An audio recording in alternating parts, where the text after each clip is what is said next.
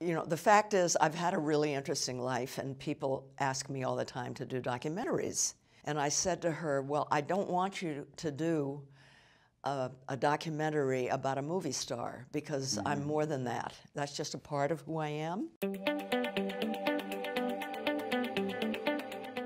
So there is, this documentary, Jane Fonda, in 5 acts, a really honest documentary. Susan Lacey directed. The creator of American Masters. Right, so she knows what she's doing. Yeah. This is your whole life. It's you know, soup to nuts. So far. Jane, the whole life so far. I found it so interesting and honest that the documentary is Jane Fonda in 5 acts. 4 of those acts are the men in your life. It's Henry Fonda and then your 3 husbands. What kind of discussions went into structuring it that way and calling it that?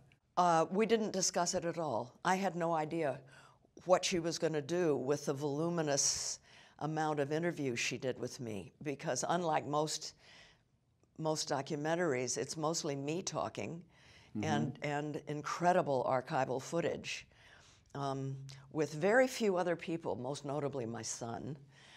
I didn't know what she was going to do. It took me completely by surprise that she did it the way she did in 5 acts, and I completely understand why. As I talk about in my book, up until my 60s, I was, to a large extent, defined by the men in my life.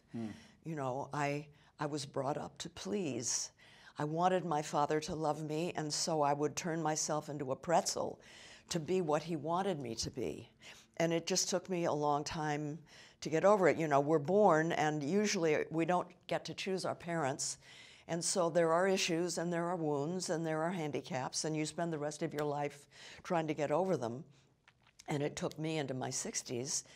And then I began to become who I was supposed to be all along.